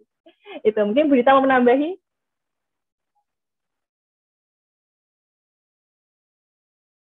Ya, sebenarnya jawabannya semua sudah diwakili ya sama Bu Cleo dan Kak Wulan gitu ya.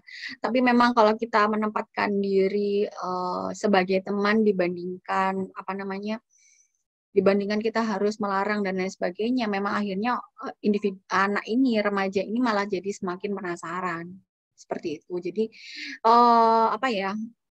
bahkan kalau kita belajar untuk pola pengasuhan antara kita mengasuh anak-anak dengan mengasuh remaja itu di posisinya juga akan berbeda. Kalau anak-anak pasti kalau dilarang itu kan mereka masih ketika diberikan penjelasan secara konkret mereka masih bisa menerima. Tapi kalau remaja ini butuh ketika mereka dilarang itu mereka butuh alasan yang kuat gitu untuk tahu kenapa mereka dilarang, dan akhirnya malah kalau tidak sesuai dengan keyakinan mereka itu justru akan semakin dicoba oleh remaja itu sendiri. Jadi memang ya boleh bisa diajak cerita gitu ya, atau diskusi gitu terkait kenapa sih kemudian mereka hanya cenderung untuk berteman pada satu gender tertentu bukan pada yang lain, atau mungkin sebenarnya ada pengalaman-pengalaman buruk yang pernah terjadi, misalnya mungkin dari awal kita nggak tahu gitu kenapa akhirnya mereka menghindari salah satu gender tersebut. Nah, dengan adanya diskusi itu kita jadi lebih memahami mereka dan mengajak untuk mereka lebih mengeksplorasi tentang dirinya sendiri. Pada akhirnya mereka tahu ada yang baik atau tidak menurut pandangan mereka sendiri. Menurut saya seperti itu. Ya, saya setuju banget sih. Jadi biarkan mereka sendiri yang mengambil keputusan terhadap berbagai macam pilihan dalam hidupnya. Tapi ya tentunya karena usianya juga masih remaja seperti itu, ya tetap harus didampingi dalam artian diberitahu nih kalau kamu terus-terusin nantinya akan begini. Sekarang mungkin nggak apa-apa, kamu bayangin misalnya katakanlah 5 tahun lagi jadinya akan seperti apa, 10 tahun lagi jadinya akan seperti apa, seperti itu.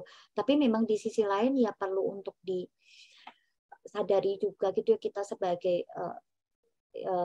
orang yang berbeda generasi, bahwa ya memang yang namanya kemajuan, perkembangan, dan perubahan itu memang tidak akan pernah bisa dihambat sih, seperti itu. Jadi tinggal kemudian resikonya apa itu yang kemudian perlu untuk selalu dikomunikasikan. Kalau menurut saya begitu sih.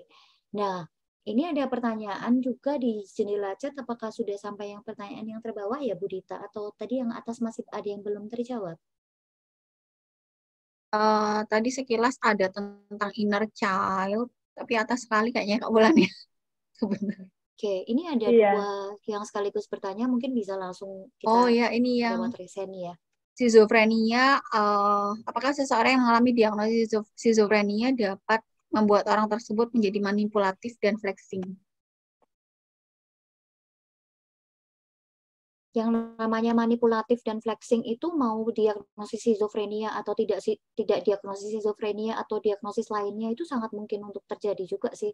Karena yang namanya fungsi manusia untuk manipulatif gitu ya, memanipulasi informasi dan lingkungan yang ada di sekitar dia itu something yang memang bagian dari fungsi dia untuk survive gitu loh di lingkungan sekitarnya gitu. Jadi tidak melulu hanya orang dengan gangguan mental tertentu saja kemudian yang mengalami persoalan tersebut seperti itu gitu.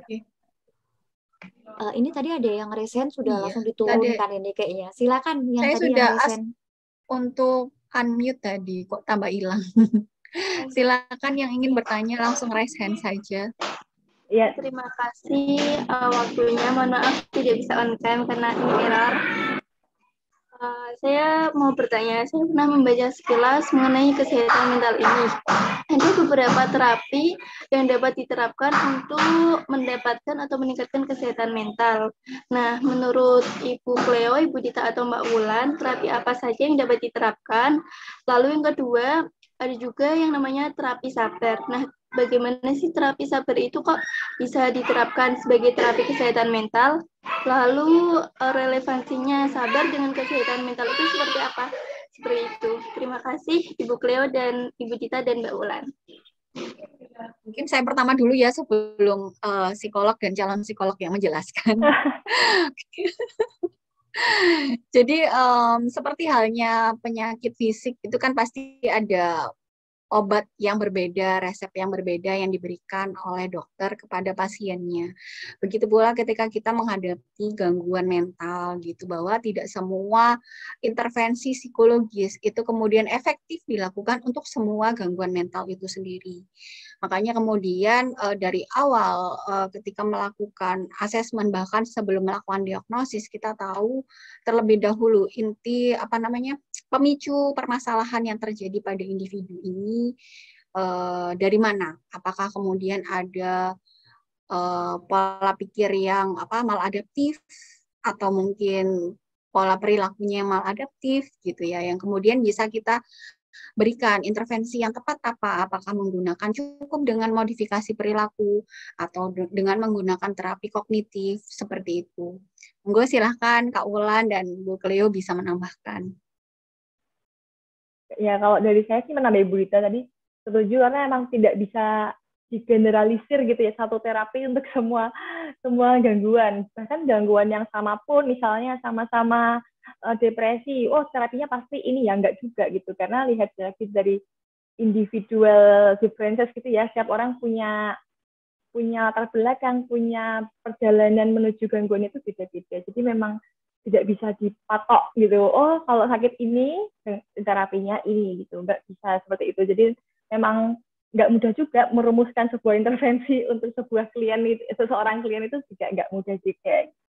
Dan saya tambahin itu aja sih Ibu ya. Kalau dari yang terapi sabar mungkin bisa dijelaskan langsung oleh psikolog. Silakan Bu Cleo. Ya, terima kasih atas pertanyaannya. Saya tidak mengerti yang dimaksud dengan terapi sabar itu yang seperti apa gitu ya. Mungkin kayaknya saya perlu deh untuk ikut terapi itu juga supaya lebih sabar gitu dalam menghadapi internet yang lemot dan putus-putus gitu kayak gitu. Tapi begini ya, pada dasarnya tujuan utama ketika seseorang itu kemudian mendapatkan terapi itu adalah agar yang bersangkutan itu sebetulnya semakin kenal dengan dirinya sendiri, semakin dia mengetahui keterbatasan yang dia miliki, sekaligus kemudian dia mampu untuk bersikap menjadi lebih realistis gitu dengan keadaan yang ada di sekitar dia gitu. Jadi yang namanya merek atau branding terapi itu bisa sangat bermacam-macam gitu loh, Kak. Jadi apapun itu bisa gitu loh sebenarnya untuk label terapi. Cuman tujuan utamanya itu sebetulnya adalah itu ya, dan melatih si klien dengan skill atau keterampilan yang dibutuhkan agar lebih mampu untuk melakukan adaptasi secara sosial. Jadi istilahnya kalau untuk konteks gangguan mental itu istilahnya adalah sembuh sosial gitu.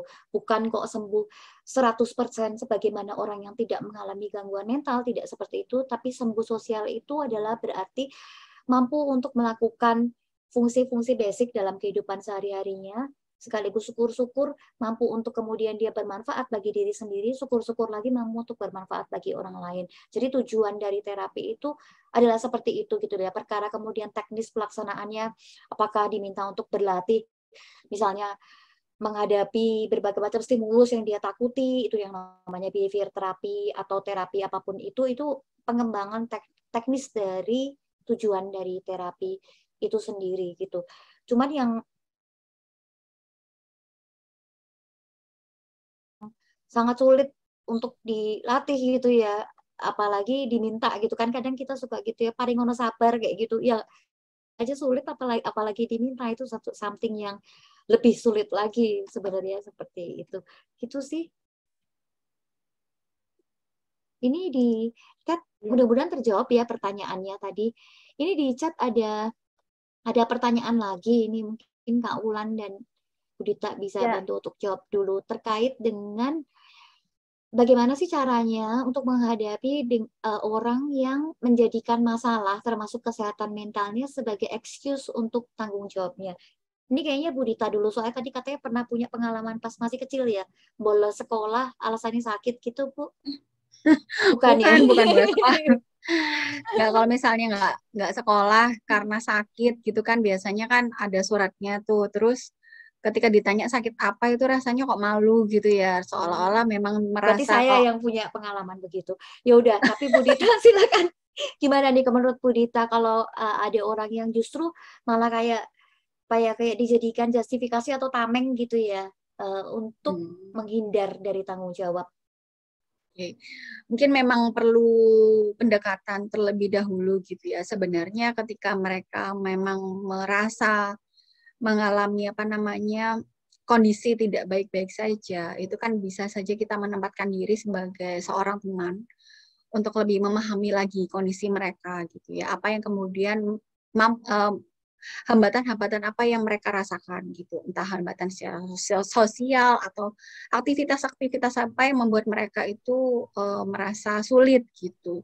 Kemudian kita bisa mengeksplorasi lebih lanjut lagi. Kalau gitu apa yang bisa mereka lakukan untuk saat ini. Seperti itu. Jadi tetap kita mendengarkan kondisi mereka, tetapi kemudian kita juga ingin meningkatkan ini ya, pengetahuan kita juga tentang mereka, tapi juga pengen tahu sebenarnya apa sih yang kemudian mereka mampu untuk lakukan gitu, sehingga kita bisa melakukan negosiasi mungkin apa yang kemudian kalau kita ngerjain tugas sama-sama gitu, apa yang bisa menjadi tugasnya mereka dan tugas kita, seperti itu. Kalau menurut saya seperti itu. Silahkan Kak Wulan. Beliau. Ini dari Mbak Rini ya. Ini mungkin Mbak Rini orang yang peduli sekali gitu dengan teman-temannya, dan itu hal yang baik gitu Mbak. Seperti yang dikatakan Bu Gita tadi, kita coba menjadi teman gitu. Kita ngobrol, kita tanyakan apa sih yang jadi kendalanya gitu. Apa sih yang jadi kendala buat teman kita ini untuk mengerjakan tanggung jawabnya. Dan kemudian saya sendiri ada teman yang juga punya problem gitu, dan yang saya lakukan juga malah justru mendekati, di mana teman-teman yang lain mungkin malah ngejudge, malah mendiagnosa berdasarkan DSM gitu, kayaknya orangnya kayak gue ini deh gitu. Tapi coba kita jangan terpengaruh untuk ikut ngejudge, tapi justru menemani gitu. Kita ajak ngobrol, kita bertanya, kita jadi teman untuk dia cerita, dan kita juga semangatin dan ingetin juga nih, ya kita ada tugas ini loh, ayo kita kerjain bareng atau gimana gitu. Jadi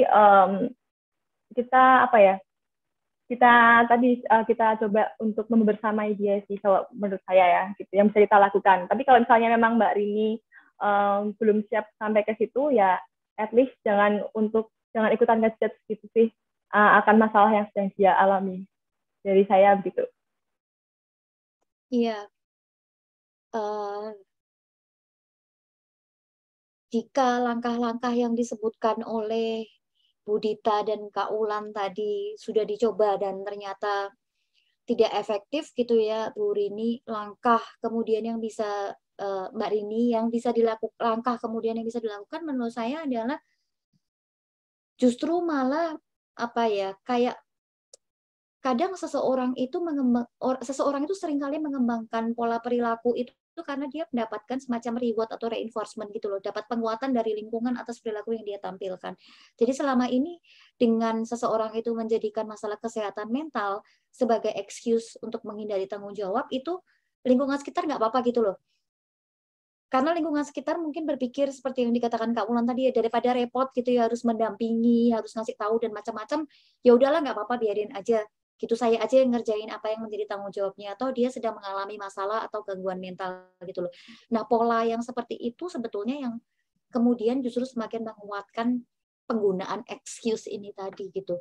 Jadi salah satu cara salah lain caranya gitu ya dari apa yang sudah dikatakan oleh Kak Ulan dan Budita tadi, kalau menurut saya adalah bisa dicoba untuk didiamkan gitu. Didiamkan di sini dalam arti bukan didiamkan, dimusuhi gitu, tidak seperti itu ya, tapi lebih kepada dengan kamu menghindari tanggung jawab, ini loh konsekuensi yang kemudian harus kamu hadapi, seperti itu.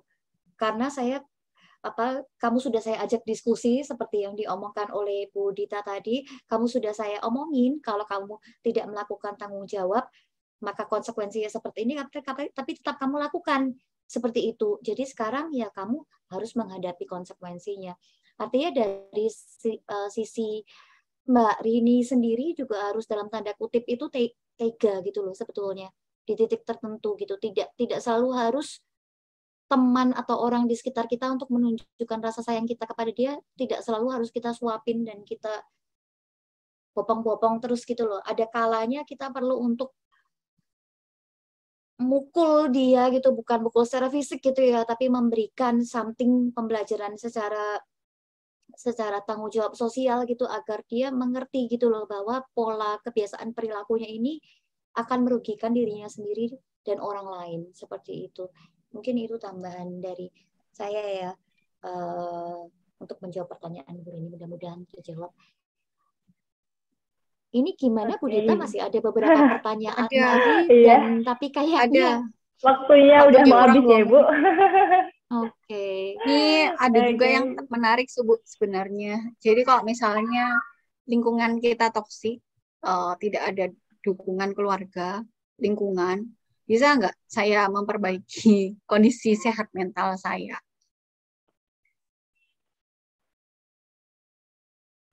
Sebenarnya kalau melihat kesehatan mental, ada beberapa faktor ya tadi yang saya bahas.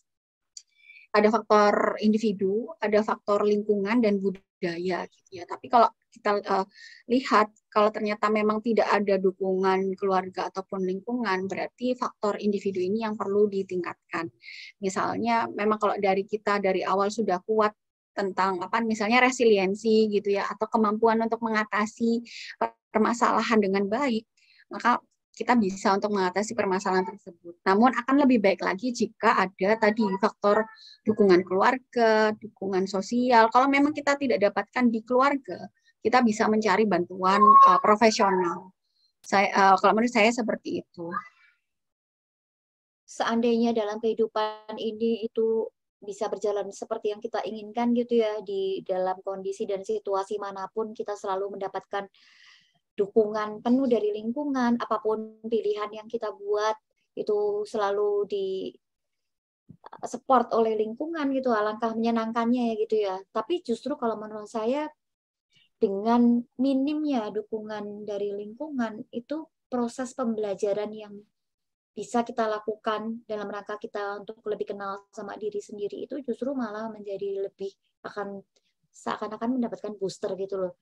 Karena seperti yang dikatakan oleh Bu Dita tadi, berarti yang harus kita andalkan, berarti kita nggak bisa lagi mengandalkan apa yang ada di sekitar kita, dan memang seharusnya juga kita belajar untuk menurunkan ekspektasi kita terhadap lingkungan agar menampilkan perilaku yang seperti yang kita inginkan.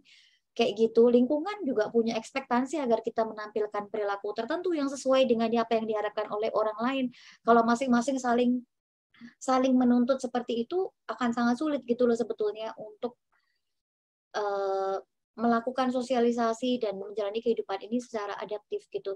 Tapi kalau pertanyaannya hanya dapat atau tidak dapat, kalau menurut saya tetap bisa, hanya saja memang tantangannya akan menjadi jauh lebih berat seperti itu, karena pada kenyataannya dalam kehidupan ini kan memang kita tidak bisa memilih kondisi lingkungan itu mau kita apakan. Lebih mudah bagi diri kita untuk mengelola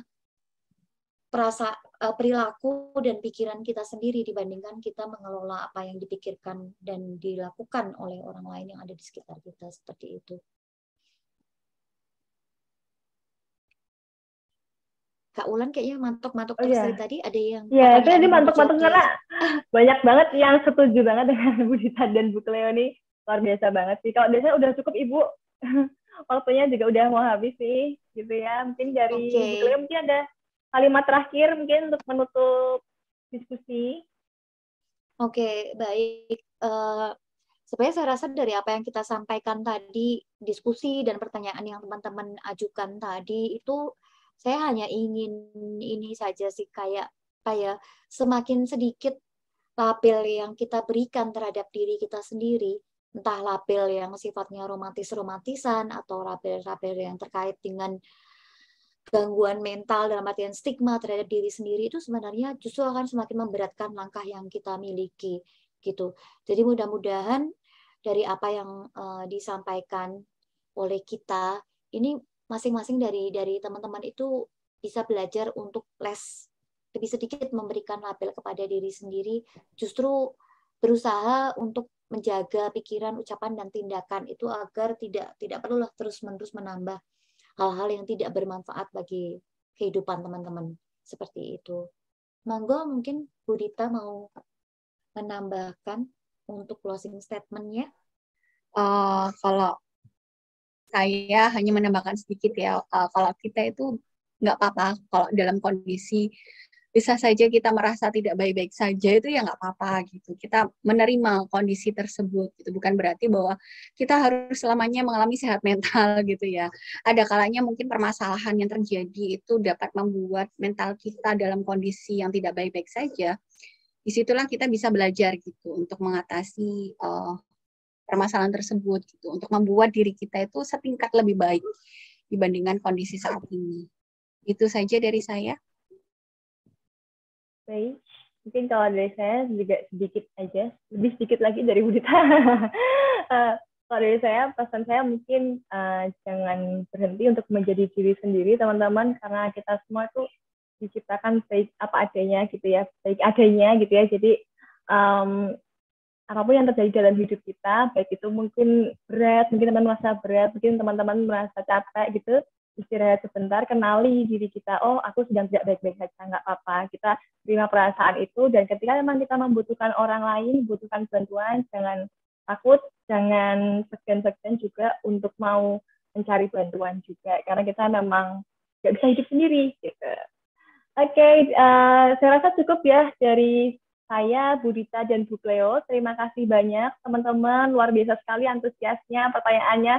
Boleh tepuk tangan dulu buat teman-teman, atau mungkin kasih reaction tepuk tangan gitu ya. Terima kasih sekali sudah menemani bincang-bincang santai kita sampai sore hari ini. Mohon maaf apabila ada kata-kata ataupun perbuatan yang mungkin kurang berkenan dari kami bertiga. Semoga apa yang di-sharingkan bisa bermanfaat untuk teman-teman. Oke, saya kembalikan lagi ke MC Farhana dan Nabila. Terima kasih. Baik, terima kasih banyak Kak Ulan, Bu Cleo, dan Bu Dita yang sudah mau nih nge-sharing sama kita terkait gimana sih kesehatan mental itu yang sesungguhnya, lalu gimana keadaannya di masyarakat yang ternyata selama ini orang-orang tuh menurut saya juga terlalu mengglorifikasi yang padahal seharusnya perlu diperhatikan nih dengan penting seperti itu. Nah, menurut Nabila gimana nih, Bil? Sangat insightful banget nggak sih webinar pada hari ini? Iya nih Han, bener banget. Dan oleh karena itu kita ucapkan terima kasih banyak atas materi dari Bu Dita, Bu Cleo, dan Kak Ulan yang sangat luar biasa. Atas materi hari ini saya, Hana, dan rekan sekalian jadi makin memahami nih terkait kesehatan mental yang ternyata itu merupakan fondasi untuk kesejahteraan seseorang. Dan juga ternyata kesehatan mental dan kesehatan fisik itu saling berhubungan dan mempengaruhi satu sama lain ya.